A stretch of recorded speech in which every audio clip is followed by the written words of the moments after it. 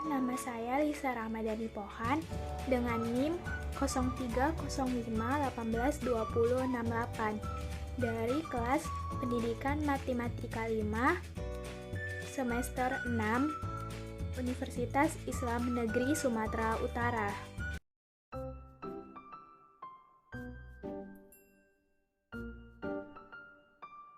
Baiklah, di sini saya akan menjelaskan pembuktian dari teorema 3.4.5, yaitu teorema kriteria divergen.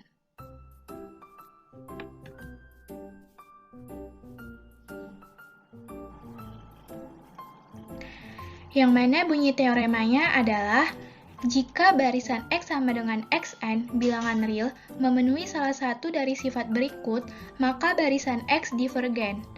Sifat yang pertama yaitu X mempunyai dua subbarisan konvergen, X aksen sama dengan XNK dan X double aksen sama dengan XRK, dengan limit keduanya tidak sama.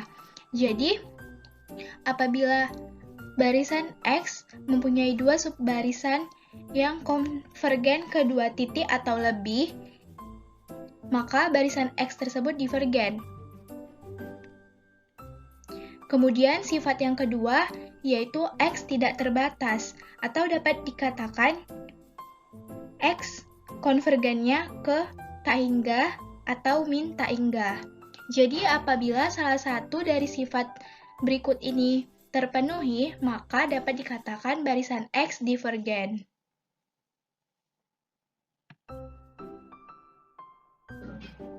Baiklah, di sini kita akan membuktikan teorema dari 3.4.5 yang pertama.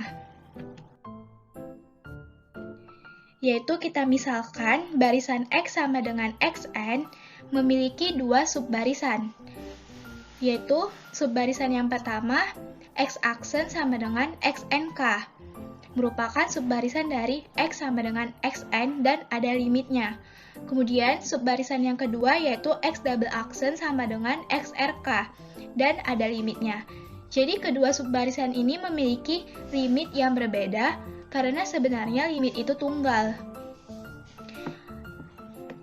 Sehingga X sama dengan Xn divergen karena semua subbarisan yang konvergen harus konvergen pada limit yang sama. Jadi barisan X ini subbarisannya konvergen pada limit yang berbeda. Kedua subbarisannya konvergen pada limit yang berbeda. Sehingga barisan X tersebut divergen. Untuk lebih memahaminya, marilah kita lihat contoh. Jika X sama dengan himpunan 0,2,0,2,0,2 dan seterusnya, maka subbarisan X tersebut memiliki dua subbarisan atau barisan bagian. Jadi, barisan ini dapat kita bagi menjadi dua, yaitu subbarisan yang pertama, yaitu himpunan 0,0,0 dan seterusnya konvergen ke 0. Dan limitnya yaitu sama dengan 0, karena konvergennya ke 0. Kemudian, subbarisan yang kedua, yaitu X double aksen sama dengan himpunan 2,2,2 dan seterusnya konvergen ke 2. Dan limitnya sama dengan 2. Nah, dari nilai limit kedua subbarisan ini, subbarisan X aksen dan X double aksen ini memiliki nilai limit yang berbeda, yang mana X aksen nilai limitnya sama dengan 0 dan X double aksen nilai limitnya sama dengan 2. Sehingga barisan X sama dengan himpunan 0,2,0,2,0 dan seterusnya itu divergen. Hal tersebut karena semua subbarisan yang konvergen harus konvergen pada limit yang sama. Jadi, karena kedua subbarisan ini konvergen pada limit yang berbeda, maka barisan X tersebut divergen. Sehingga dengan demikian terbuktilah teorema dari 3.4.5 yang pertama. Selanjutnya, di sini kita akan membuktikan teorema dari 3.4.5 yang kedua dengan menggunakan pembuktian tidak langsung. Teorema 3.4.5 yang kedua merupakan kontraposisi dari teorema 3.2.2, yaitu jika suatu barisan bilangan real konvergen, maka terbatas. Kontraposisinya adalah jika tidak terbatas, maka barisan bilangan real divergen, atau dapat kita notasikan sebagai jika P maka Q akan sama dengan jika negasi Q maka negasi P. Nah, untuk membuktikan teorema 3.4.5 yang kedua ini, kita hanya cukup membuktikan teorema 3.2.2. Selanjutnya, pembuktian teorema 3.2.2. Kita misalkan X sama dengan Xn adalah bilangan real yang konvergen, berarti limit Xn sama dengan X, di mana X elemen bilangan real. Karena limit Xn sama dengan X, maka untuk epsilon sama dengan 1.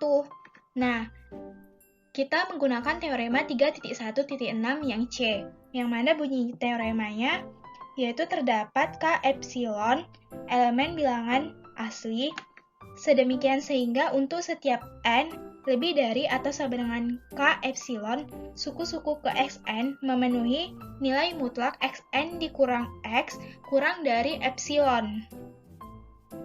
Nah, dari sini terdapat bilangan asli K sama dengan K epsilon. Epsilonnya kan sama dengan 1, sehingga K sama dengan K1. Sehingga bila n lebih dari atau sama dengan K, maka nilai mutlak Xn dikurang X kurang dari epsilon. Epsilonnya yaitu 1, sehingga kurang dari 1.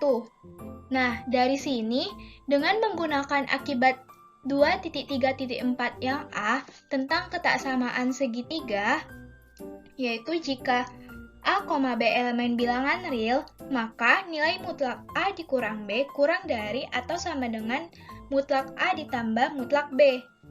Nah, bila N lebih dari atau sama dengan K, maka mutlak Xn kita manipulasi menjadi mutlak Xn dikurang X ditambah X.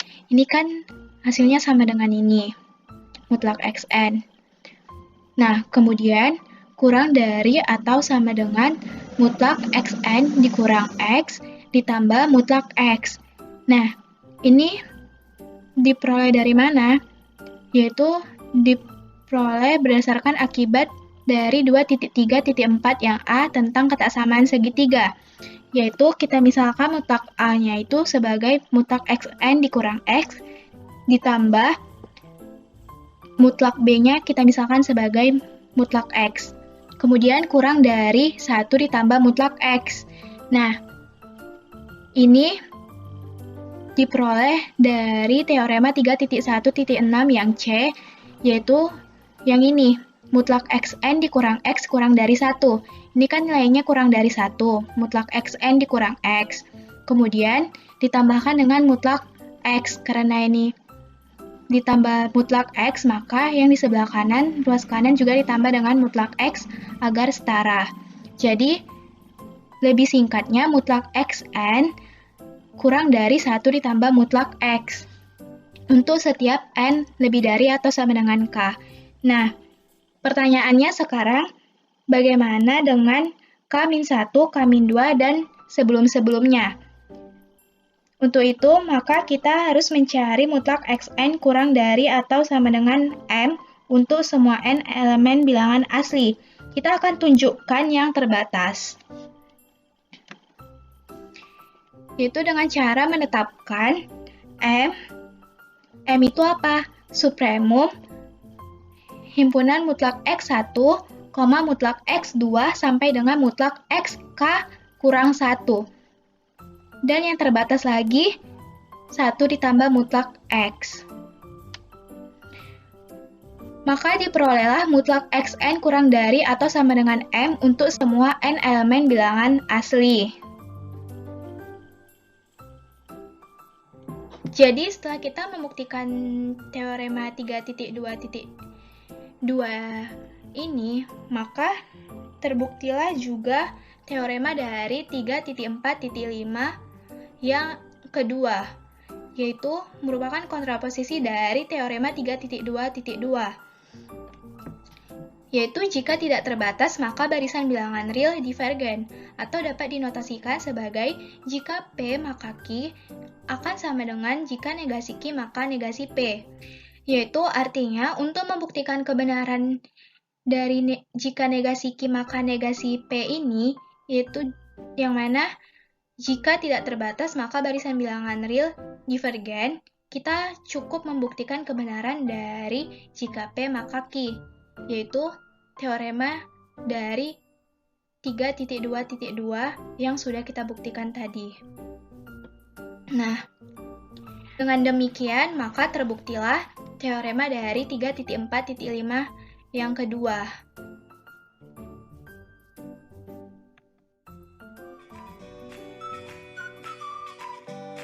Demikianlah penjelasan dari saya mengenai pembuktian dari teorema 3.4.5,